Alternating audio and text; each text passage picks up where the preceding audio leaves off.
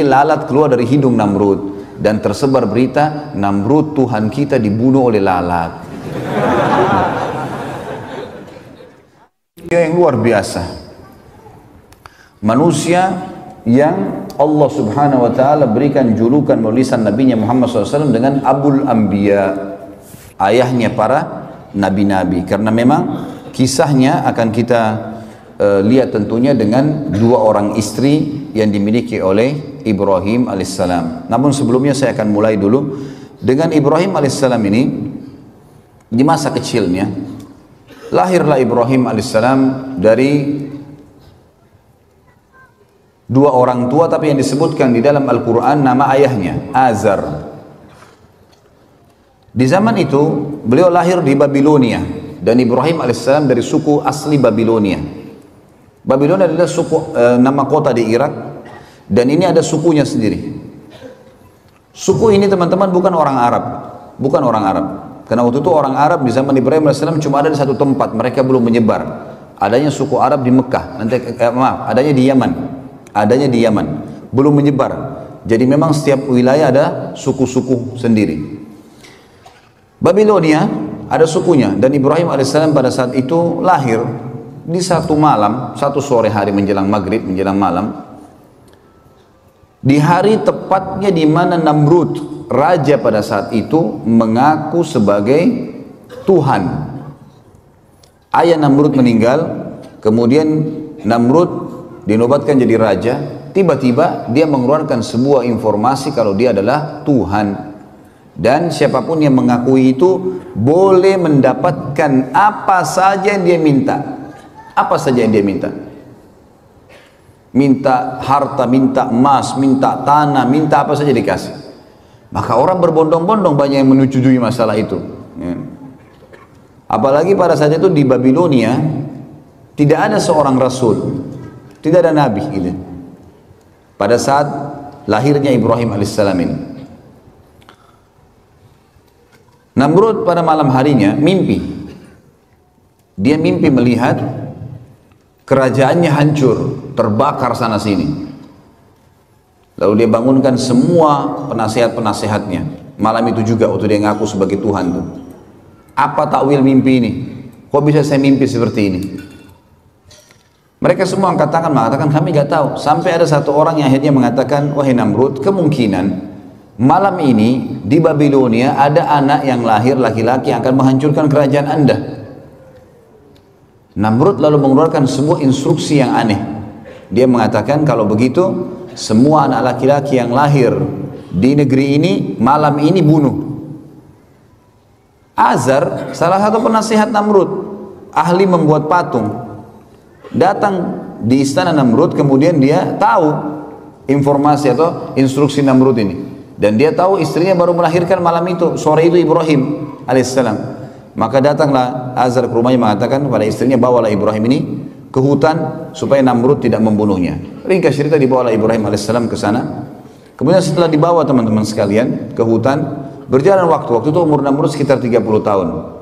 Terus saja Namrud mengumandangkan tentang masalah dia Tuhan, dan terus saja gitu kan. Sampai umur dia 40 tahun. Maaf, sampai umur dia 70 tahun. Dan pada saat itu Ibrahim alaihissalam berumur 40 tahun, dinobatkan jadi nabi. Pergilah Ibrahim alaihissalam waktu diutus, hari pertama diutus oleh Allah sang pencipta menjadi nabi. Dengan cara umum tentunya, setiap nabi-nabi biasanya didatangi oleh Jibril alaihissalam. Kemudian mengatakan kalau kau adalah utusan Allah, lalu diberikanlah firman-firman Allah kepadanya. Ibrahim alaihissalam pada saat itu, saudaraku seiman, datang ke tempat ibadahnya masyarakat Babilonia. Ada sebuah kuil besar dibuat. Kemudian Ibrahim alaihissalam berkata kepada orang-orang di sekitarnya pada saat dia masuk ke tempat ibadah itu, yang mereka lagi kebetulan duduk di situ. Kemudian mereka melihat ya, atau memberikan sesajen, memberikan segala macam. Ibrahim alaihissalam ada riwayatnya yang mengatakan sebelum tiba di tempat ibadah itu ada banyak patung-patung di pinggir jalan. Kemudian dia berkata kepada patung-patung di pinggir jalan itu, kenapa kamu dianggap sebagai Tuhan? Gitu kan? Lalu tidak ada sautan. Kemudian Ibrahim alaihissalam mengambil batu dan melempar wajahnya patung itu. Ternyata juga sama. Tidak ada reaksi sama sekali. Karena kita sudah tahu patung tentunya tidak akan bisa bergerak. Ya. Tidak akan bisa bergerak. Jadi jelas sekali dilempar sama batu tidak, didatangi oleh Ibrahim AS, dipukul di sekitarnya, tidak juga bergerak. Ya. Yang jelas teman-teman sekalian, dengan penolakan, dengan Ibrahim AS melihat itu tidak ada apa-apa, yang sebelumnya pada saat dia dinobatkan jadi nabi, itu dia sempat, kejadian ini yang membuat Allah menobatkan jadi nabi, dia duduk di hutan, kemudian dia melihat ke bulan di malam hari, dia mengatakan, siapa ya Tuhan saya? Kayaknya ini Tuhan saya nih. Lalu kemudian ditunggu sama dia sampai pagi. Dia sempat menunggu ada suara kah, ada obrolan, tidak ada. Besok pagi terbit matahari, matahari lebih besar. Lalu dia mengatakan, ini kayaknya Tuhan saya, ini lebih besar. Gitu. Kemudian juga ditunggu sama dia sampai terbenam matahari, mataharinya hilang. Kemudian dia mengatakan, kalau begitu ini semua bukan Tuhan. Dan saya mengatakan, saya menyerahkan diri kepada Tuhan yang Maha Esa dan Maha Tinggi, agar ya memberikan kepada saya petunjuk. Maka akhirnya Allah Subhanahu Wa Taala menjadikan dia atau diberikan dia kenabian. Baik, ringkas cerita teman-teman sekalian, datanglah Ibrahim alaihissalam, kemudian bertemu dengan tempat ibadah yang dibuat oleh Namrud. Dan sampai sekarang tentu kalau teman-teman ketik di Google tentang masalah peninggalan Namrud di Babilonia, akan ada gambar-gambar, banyak sekali gambar-gambar peninggalan istananya, puing-puingnya, tempat pembakaran Ibrahim alaihissalam, banyaklah. Ya. Ibrahim alaihissalam mendakwai yang paling pertama ayahnya. Begitu datang, dia bertemu dengan ayahnya, didakwahi ayahnya, didakwahi kaumnya. Allah menyebutkan dalam masalah itu dalam Al-Quran, surah Al-Anbiya, surah nomor 21 ayat 52 sampai 73. Surah Al-Anbiya, surah nomor 21 ayat 52 sampai 73. A'udzu billahi minasyaitonir rajim. Idz qala li abihi wa qaumihi ma hadhihi at-tamathil allati antum laha 'akifun. Qalu wajadna aba'ana laha 'abidun. Qala laqad kuntum antum wa aba'ukum fi dhalalin mubin. Qalu aji'tana bil haqqi am anta minal la'ibin. Qala bar rabbukum rabbus samawati wal ardi alladhi fatarahunna wa ana ala dhalikum minasy syahidin. Wa tallahi la akidanna asnamakum ba'da an tuwallu mudbirin. Sampai sini teman-teman saya berhentikan dulu dan akan kita lanjutkan ayatnya. Jadi ayat 52 sampai ayat ayat 57 sampai ayat 57 dulu. Kurang lebih terjemahnya kata Ibrahim alaihissalam, ingatlah kata Allah ketika Ibrahim berkata kepada ayahnya dan kaumnya, apa nih patung-patung yang sedang kalian sembah? Mereka berkata, inilah yang kami temukan yang disembah oleh ayah-ayah kami. Kemudian kata Ibrahim alaihissalam, ketahuilah apa yang sedang kalian lakukan ini dan ayah-ayah kalian adalah sesuatu yang sesat, salah ini. Lalu kemudian mereka berkata, apakah kamu datang membawa kebenaran atau kau hanya sekedar datang untuk mengganggu kami? Maka Ibrahim AS mengatakan, Tuhan kalian adalah yang menciptakan seluruh langit dan bumi, pemiliknya, pengawasnya, pengurusnya, dan saya termasuk saksi atas itu. Saya akan memberikan kalian bukti-bukti. Dan kalau kalian tidak mau percaya, maka saya akan menghancurkan dan melakukan tipu daya terhadap Tuhan-Tuhan kalian ini. Ceritanya adalah Ibrahim alaihissalam masuk menemui ayahnya bersama dengan kaumnya lagi masuk ke dalam sebuah ma'bad, sebuah tempat ibadah yang dibuat mirip dengan piramida Mesir, Fir'aun, tapi piramida agak mengerucut kotak ya, seperti kotak lah batu-batu itu. Kalau ini enggak manjang, kayak bangunan manjang ke belakang, sampai sekarang masih ada tentu. Tangganya banyak ke atas. Di atas itu ada sebuah ruangan itu ditaruh patung-patung yang banyak sekali, gitu. Di antaranya patung Namrud. Dan mereka selalu tiap hari datang berikan sesajen, mohon-mohon, diberikanlah nama nih dewa api, dewa matahari, dewa bulan, dewa apalah, segala macam dewa-dewa nama mereka. Kemudian pada saat itu yang selalu membawa sesajen hanya orang penjaga kuil, tidak boleh yang lain. Kalau orang lain maka akan kualat. Ibrahim alaihissalam datang pada hari di mana beliau dinobatkan jadi nabi dan temukan ada ayahnya di situ bersama kaumnya sedang menyembah. Ibrahim alaihissalam langsung naik, kemudian mendekati patung yang memang pada saat itu dikasih tinggi, ditinggikan tempatnya, naik tangga, naik ke atas. Tidak ada yang berani naik ke atas sana, kecuali penjaga kuil saja. Karena keyakinan mereka kalau didekatin patung-patung ini maka akan kualat, akan putus kakinya, akan putus tangannya, akan stroke badannya, akan segala macam hal. Akhirnya Ibrahim AS datang kemudian mengajak ngobrol patung itu. Mengatakan, hai yang dianggap Tuhan oleh masyarakat Babilonia, apa kau tidak marah? Pada saat Ibrahim AS mengambil sesuatu sesajen di situ. Maka tidak ada sautan. Saya mengambil sesajenmu. Orang semua lagi lihat. Lalu Ibrahim AS mengucapkan 2 kali sampai 3 kali, tidak ada jawaban. Lalu diambil sedikit di situ potongan makanan, lalu dilempar ke wajahnya patung itu. Jatuhlah ya buah atau makanan tersebut, kemudian tidak ada sautan. Karena kita tahu patung tidak akan bicara. Kata Ibrahim AS, hai yang dianggap Tuhan oleh masyarakat Babilonia, apa kau tidak bisa melawan saya? Kau tidak marah karena saya lempar kamu dengan sesajenmu sendiri? Nggak ada sautan. 2 kali nggak ada sautan, 3 kali nggak ada sautan. Mungkin biar jutaan kali tidak akan ada sautan tentunya. Pindah ke patung kedua, dilakukan hal yang sama. Patung ketiga, semua patung itu dihina oleh Ibrahim AS. Setelah itu Ibrahim AS setelah keliling dari sisi kanan ruangan sampai ke sisi kiri, lalu dia mengatakan, hai kaumku, lihat ini apa yang kalian sembah. Patung kalian susun sendiri, kalian pahat sendiri, kalian bentuk matanya, kalian bentuk hidungnya, kalian yang pikul diangkat sampai ke situ. Lalu kenapa kok diminta tolong dari patung-patung ini? Yang telah menciptakan adalah kalian, Tuhan kalian Allah yang menciptakan langit dan bumi.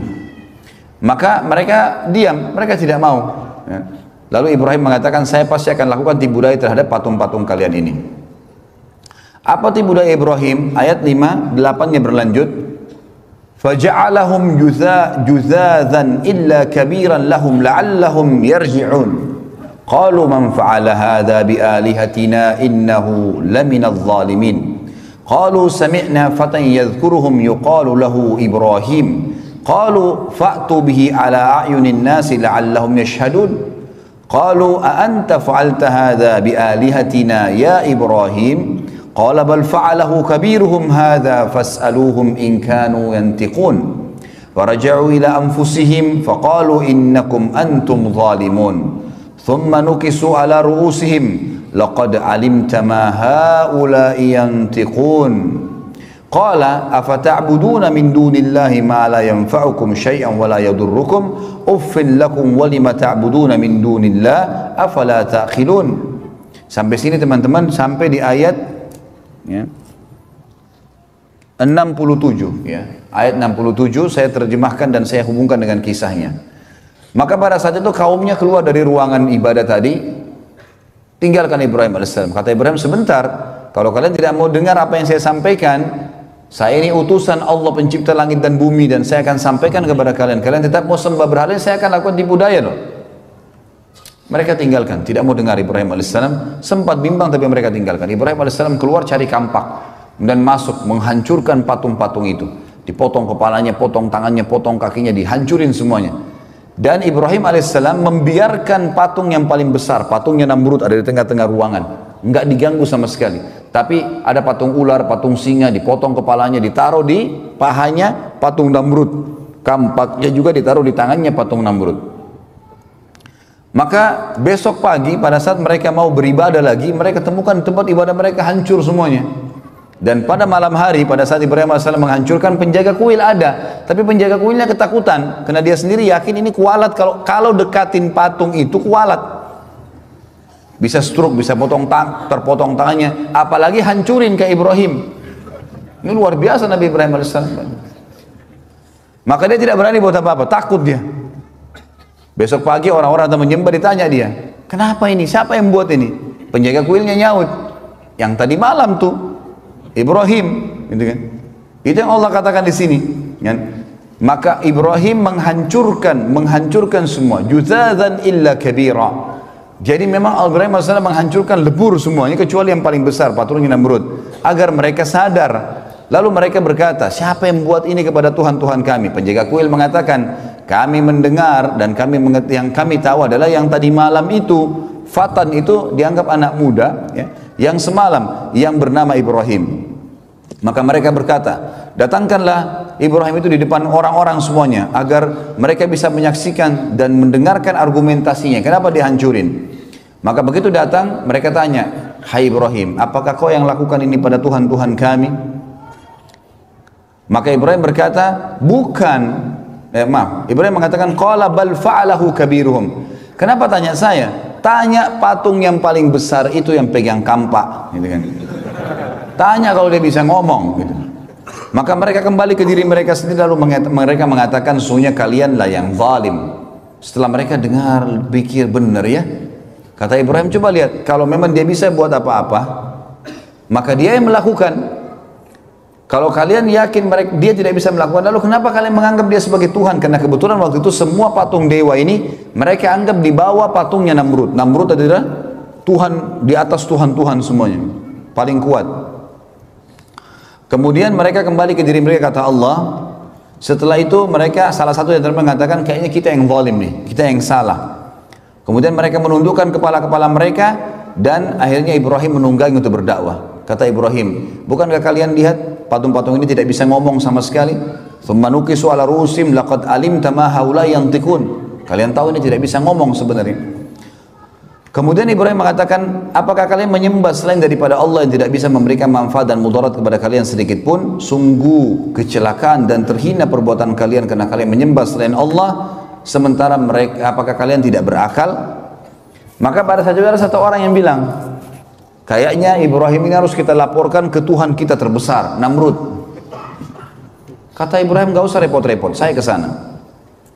Pagi hari, waktu itu sudah pagi. Namrud ini punya tradisi teman-teman sekalian, setiap pagi dia selalu duduk setelah rapi, habis mandi, bersih segala, ada tirai yang ditaruh antara dia dengan pengikutnya, lalu diangkat tirai tersebut. Ternyata orang-orang begitu lihat dia sujud semua, lalu mengatakan, wahai Tuhan kami yang agung Namrud gitu.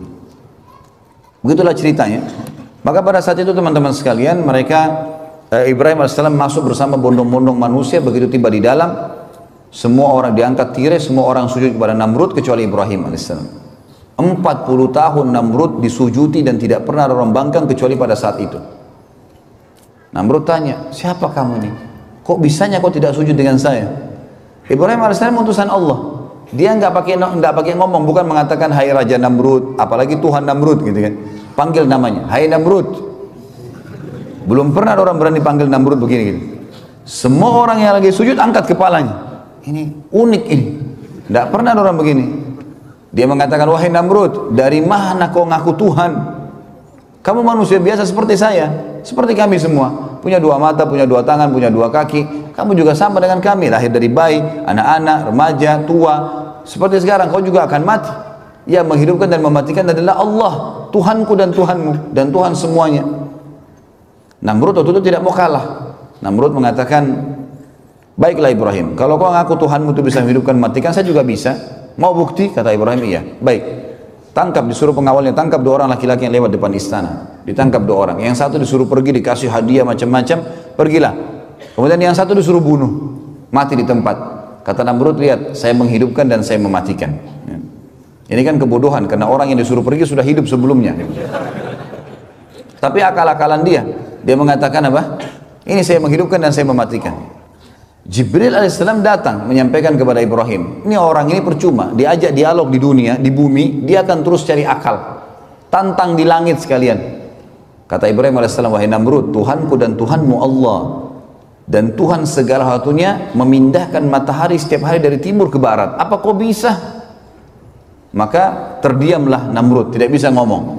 Allah mengatakan, nanti kita bacakan ayatnya, fabuhital ladzi kafar, maka orang kafir itu jadi terdiam, tidak bisa bicara. Karena jengkel, dia bilang pada pengawal-pengawalnya, tangkap, penjarakan Ibrahim ini, penjarakan. Musyawarah, kira-kira apa jalan keluarnya? Saya mau bunuh Ibrahim, tapi saya nggak mau mati biasa, harus mati yang spektakuler, yang besar, yang membuat tidak ada lagi orang yang membantah ketuhanan saya. Musyawarah demi musyawarah sampai muncul akhirnya ide untuk membakar, karena bakar adalah cara membunuh yang paling menyakitkan. Dari pertama dibakar sampai mati kan tetap sakit gitu loh.